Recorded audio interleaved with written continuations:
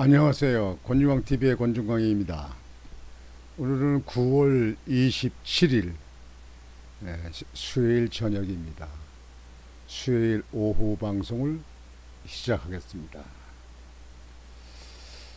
시청자 여러분들, 어제 새벽에 새벽까지 여러분들 이재명 민주당 대표가 구속을 될 거냐 기각될 거냐는 것에 대해서 되게 구속적으로 마음을 갖고 그 결과를 지켜봤지요. 저도 지켜봤습니다. 한 새벽 2시 20분쯤에 기각으로 결정됐다고 보도가 되더라고요. 기각, 어이없는 일입니다. 이 재판부에 우리 법 그 연구를 했던 사람들 좌파 판사들이 있다고 그래서 참 그런 얘기를 많이 여러분들 듣고 저도 또 이렇게 듣고 그랬습니다만, 이렇게 어이없는 일은 저는 참 상상이 되질 않습니다. 이 판사라고 하는 사람들은 정치적이나 이념적으로 거기에 가담하거나 또는 연루돼서는 안 되거든요. 왜 그러냐면 판사의 결정이 그 재판받는 사람들의 인권에 관한 일이고 그분의 목숨과 같은 결과를 낳는 거거든요. 그런데 그거를 자기들 어떤 연루되어 있는 그런 정책 색깔이라든지 이념 색깔에 의해서 판결이 된다면 그 판사는 판사의 의무를 잃은 겁니다. 근데 우리나라 법이 말이죠. 이 판사가 잘못했을 때는 어떻게 그걸 제재라고 어떻게 거기를 갖다가 바로잡고 이렇게 하겠는가 하는 거에 대해서 지금 이렇게 판사들 재판하는 걸 보면서 생각을 안 해볼 수가 없습니다. 이 정치권에 그저 내로남불 하는 거는요, 우리나라에 후진 정치하는 사람들의 일이 어제 오늘이 아니기 때문에 아예 그거는 그냥 밀어놓고 그냥 그렇게 치부를 해놓고, 우리나라에 지금 현재 결론적으로 말씀드려서 사법부에 문제가 있는 거, 이거 사법부 개혁이 돼야 되고, 검찰에도 문제가 있으면 검찰에도 개혁을 해야 되고, 정치권도 개혁이 돼야 되고, 그리고 경찰에도 개혁이 돼야 되고, 전교조 개혁이 돼야 됩니다. 전교조도 개혁이 돼야 됩니다. 이런 것을 바로잡지 않으면 우리나라는 영원히 후진국입니다. 아무리 수출을 많이 해서 수출 10대국이고 잘 먹고 잘 사는 무슨 부자 나라라고 한다고 한들 외국에서 평가를 합니다. 요즘에는 외국이 인터넷이 돼 있어서 다 일일 생활권입니다. 일일권입니다. 이렇게 하면 후진국입니다. 그러면 우리만 후진국이냐? 여러분들이 자녀도 후진국에 사는 사람들이고 후진국 국민이 된 겁니다. 이거를 왜 자기들 안 있는 위치에서 판단을 정확히 하지 못할까 이렇게 생각을 합니다.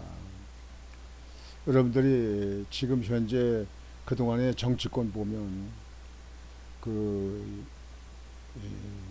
문재인 정부 시절에는 이북의 눈치만 보고 김정은이한테 그저 벌벌 기고 김여정한테 벌벌 기고 이렇게 하는 그런 모습을 여러분들 보도로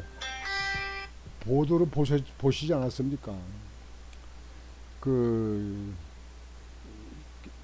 개성공단에 남북연락사무소 1,000억씩 들여서 남한에서 지어놓은 거, 그거 김여정이 말 한마디에 그거 다 때려 부셨잖아요. 그래도 거기에 대해서 지금까지도 문재인 정부에 있던 사람들이 말 한마디 못합니다. 그래놓고 이 한국에 있는 그저 상대당의 그 정치하는 사람들만 그저 씹어대고 헐뜯고 그렇게 합니다. 지금 우리나라는 좌우로 양편으로 이렇게 갈라진 것 같지 않습니까? 이게 문정부 때부터 이게 생겼거든요. 이게 완전히 이게 갈라졌습니다. 여하튼 참 제가 볼 때는 힘이 떨어지고 맥이 풀립니다. 세상에 이래서 되는가? 이거 재판의 판사들이 이렇게 한다면 그거는 어떻게 바로잡기가 어렵잖아요. 여러분들 왜 이렇게 얘기하냐면요. 저도 기초단체장을 해봤고, 이재명이 그 대표도 성남시 기초단체장 할 때입니다. 그러면 기초자치단체장이 그 결제하고 거기 일을 처리하고 그다음에 업무를 이끌어 나가고 이렇게 하는 행정을 이끌어 나가고 하는 것은 마찬가지거든요. 근데 대장동 해서 민간인한테 수천억을 먹게 만든 거, 뭐 8천억이라고도 얘기 나오죠. 그거를 몰랐다. 말도 안 되는 얘기 하지도 말아요. 그러면 무슨 로봇 시장으로 있었습니까? 아니면 시장 때문에 어디 한나라 갔다 왔습니까? 시장이 결제가 안 돼가지고 밑에 하부에 있는 국장이나 과장이 결제해가지고 할 수 있는 일이 아닙니다. 그 다음에 백현동 사건, 그거 시장이 있을 때 그 결정한 거예요. 4등급이나 올려서 주택 개발해서 아파트 짓고 이렇게 했는데 자기는 모른다. 또 지금 현재 그 FC 그 후원금 사건, 그리고 대북 북한의 송금 사건, 100억 원 되는 데는 800만 달러를 보냈다는 거 아닙니까? 김성태가, 쌍방울 김성태가. 그 이화영이가 보고했다고 했잖아요. 이화영이 말을 왔다 갔다 하는 사람이니까 내가 볼 때는 그 사람도 완전히 사나이로서는 적격이 아니다. 부족하다. 이렇게 보여줘요. 여하튼 이번에 검찰이 조사를 해서 했는데 그 증거인멸 교사 사주에 그 인정하는 것 같으면서도 소명이 부족하다. 그래서 그것 때문에 구속까지 할 적이 아니다. 그러면 여러분들, 전에 박근혜 대통령은 지금 이재명이는 장관도 못 해보고 국회의원도 초선이고 시장 도의사 한 것밖에 없어요. 근데 박근혜 대통령을 했어요. 국회의원도 많이 했죠. 그 양반 박근혜 대통령 구속시킬 때는 무슨 이유로 구속시키는 겁니까? 그게 대개의 경우는 증거인멸의 우려가 있다. 그리고 도주 우려가 있다. 근데 그거에 무슨 증거인멸이 있다, 우려가 있다고 해서 구속했습니까? 박근혜 대통령 구속하고 이명박 대통령 구속하고 그랬는데, 이재명이는 전과 사범에 지금 각종 아주 뭐 10여 가지 정도 되는 범죄 의혹으로 지금 조사받고 있는 것도 있고 재판받는 것도 있고 이랬는데 지금 영장을 기각시켰다. 유창훈 판사, 대전 사람이더만요. 대전. 나는 유창훈 판사라는 사람이 정말 법과 양심에 의해서 판결했다고 저는 생각지 않습니다. 절대로 생각지 않습니다. 그러면 법과 양심에 의해서 판결하지 않았다면 이 판사는 판사의 자격을 상실한 겁니다. 더 이상 판사는 놔둬도 안 됩니다. 이런 사람 판사들이면 자기의 정치 색깔이나 이념으로 가까운 사람들에 대해서는 어떻게든지 피해 나가게 만들어 놓고 그 사람들을 갖다 보호하고 이런다면 힘없고 그 끝발 없는, 한마디로 그런 일반 서민들만 재판받고 구속되고 영창 살고 이렇게 해야 됩니까? 이게 무슨 나라예요 이게. 이런 나라 재판부도 없어도 돼요. 필요 없어 그거.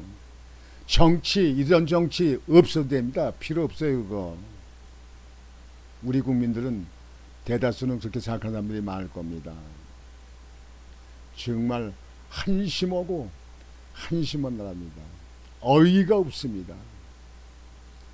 참 하나님이 도와서 이 나라 문정부 좌파 정부에서 윤석열 대통령이 대통령 정권을 가져와서 참 천만다행이긴 합니다만 아직도 재판부 또 검찰 또 경찰 또 정치권 이 국민들 속에는 좌파의 이념을 가지고 있는 사람들이 많은 것 같아서 윤석열 대통령이 이것을 다 어떻게 정리하고 이것을 다 어떻게 처리해야 되는가 하고 걱정이 태산 같습니다. 윤석열 대통령이 대통령 임기 내에 이 나라를 바로 잡아놓고 퇴임을 하셔야 되는데 윤석열 대통령이 있는 동안에 이 나라 경제를 부강시키고 안보를 튼튼히 하고 임기를 마치셔야 되는데 그 많은 일을 다 언제 어떻게 하실 건가 하고 걱정입니다. 지난번에는 48개, 49개 나라를 그 양자 회담을 했다고 하지 않습니까? 거기 주로 하는 것이 경제 교류하고 그리고 부산 엑스포 유치에 도움을 받고자 그렇게 한 겁니다. 이런 윤석열 대통령이 있는데 밑에서 일하는 이 나라의 사법기관에 있는 사람들은 제각각이 저는 보수 측에 있는 뭐 국민의힘에 있는 사람들을 도와주고 덮어주고 하라는 얘기 아닙니다. 정당하게만 해라 이게요. 법과 양심에 의해서 판결을 내릴 때도 정당하게만 해라 이게요. 뭐 국민의힘이고 민주당이고 그런 거 따지지 말고 저는 그 얘기입니다. 참 어처구니가 없어서 여러분들도 답답하시겠지만 저도 답답합니다. 이런 나라 이거 믿고 놔둘 수 있겠는가 하는 생각이 듭니다. 그런 가운데서 이재명 그 대표가 영장이 기각이 되니까 야당에서는 또 그냥 무슨 윤석열 정부 사과라 사과 요즘에 무슨 그 저기 사과철이니까 사과가 많이 나와서 사과합니까? 사과 시장에 하니까 많이 나왔더만 사과 좋아하네. 사과 무슨 사과를 해 뭐가. 민주당에 있는 법을 연구하는 사람들도 많이 있고 법관들 법 출신들도 꽤 있는데요. 정말 이재명 대표는 죄가 아무것도 없습니까? 누군가 같이 시다 이겁니까? 좀 나이가 먹고 좀 그래도 정치인이고 배지 달았으면요 양심과 양심을 버리지 말고 양심 속에서 정치를 하길 바랍니다. 한동훈 이원석 한동훈 장관하고 이원석 검찰총장은 수사를 계속될 것이라고 말을 했습니다. 제가 볼 때는 수사를 계속한다는 것은 이번에 영장 기각이 되면 그 사건에 대해서 즉시 기소를 할 수 있거든요. 재판할 수 있거든요. 그랬는데 아마 수사를 계속한다고 이렇게 한 거를 제가 봐서는 거기 그 건에 이번에 그 구속 그 영장 실질 심사한 그 건에 대해서 보강 수사를 더 해가지고 다시 구속을 원칙으로 해서 또다시 영장을 청구할 거 아닌가 이렇게 생각을 하고 있습니다. 여하튼 참 정말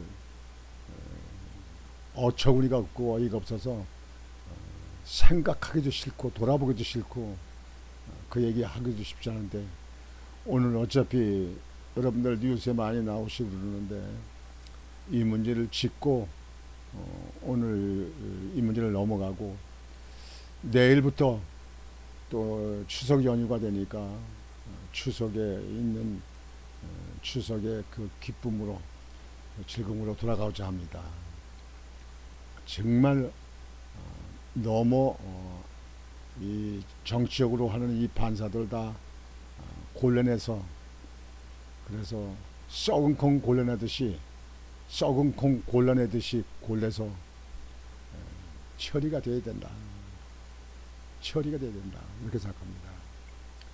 더불어민주당 이재명 대표에 대한 구속영장 기각에 한동훈 법무부 장관과 이원석 검찰총장이 계속 수사에 대한 의지를 드러냈다. 한동훈 장관은 27일 정부 과천청사 출근길에 기자들과 만나 구속영장 결정은 범죄 수사를 위한 중간 과정일 뿐이라며 정치인이 범죄를 저지른다고 해서 사법이 정치가 되는 건 아니고 그래서도 안 된다. 당연히 안 되죠. 사법은 법과 양심에 의해서 처리해야 판단을 해야죠. 정치로는 정치 아닙니까? 지금 우리나라 지금 현재 정치군들 얼마나 가짜 뉴스를 많이 만들어냅니까?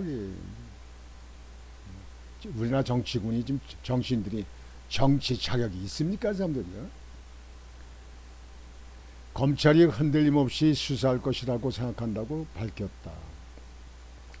한 장관은 야권을 중심으로 나오는 무리한 수사라는 지적과 관련해 체포 동의안 설명 때도 말씀드렸듯이 관련 사안으로 21명이 구속됐다.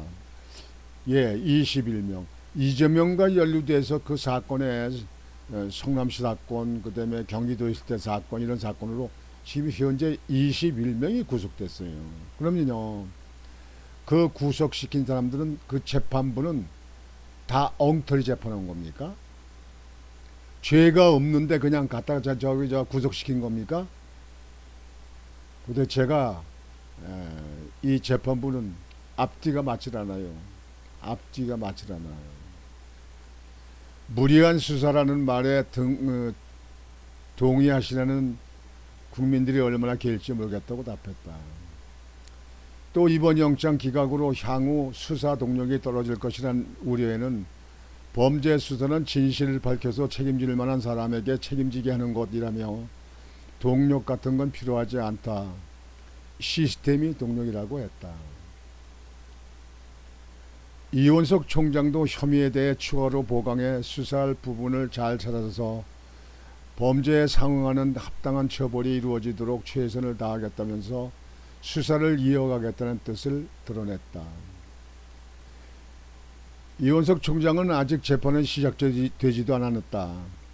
일선 수사팀과 충분히 수사 상황과 앞으로의 계획을 점검해 다시 한번 살펴보겠다면서 표적 수사라는 야권의 비판에 대해선 지금 진행되고 있는 이재명 대표에 대한 수사는 모두 이전 정부에서 시작된 것이라고 일축했다.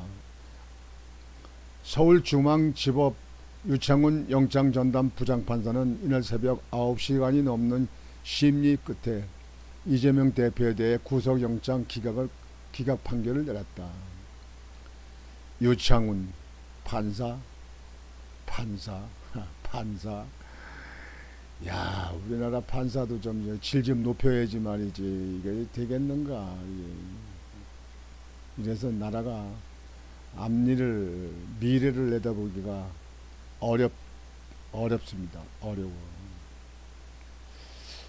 지금 현재 이 우리나라 검찰도 그래요. 지금 이 사건을 주물러 터뜨리고 만진 지가 언제입니까? 보통 1년 반, 2년 되는 거 아니에요? 제깍제깍 해가지고 빨리빨리 저기 영장 치고 해가지고 건별 영장 치면 어떤 거가 하나 저기도 할 거 아니고 뭐 그렇다고 지금 현재 이 판사가 모두가 다 지금 현재 뭐 정치적으로 무슨 뭐 좌인연을 갖다 좌편이라든가 뭐 우리 법 연구에 있는 판사만 있는 건 아니잖아요. 너무 지직거려요. 조국이도 지금 현재 2심 언제 합니까? 1년이 넘어서 1년 반이 넘었는데 말이지. 언제 할까 조국이. 문재인 전 대통령은 언제 조사합니까? 울산 선거, 함영 선거, 저기 울산 시장 선거권 그거, 그리고 원자력의 그 사건, 그거 언제 수사할 겁니까? 검찰이 모자라서 못하는 겁니까? 지금 현재 일이 많아서 그런 겁니까? 아이고, 내가 아주 요즘에 속만 터지네요. 아이고, 하여튼 여러분들 오늘 저녁을 지내시면 내일부터 추석 연휴에 들어가게 됩니다. 여러분들 추석 때 계획 잘 세우셨으리라 믿습니다. 여러분들 추석 때 정말 보람 있고 또 추억에 남는 아름다운 추석이 되시기를 바라겠습니다. 오늘 저녁 방송을 이렇게 마치겠습니다. 권중광TV의 권중광이었습니다. 여러분 안녕히 계십시오.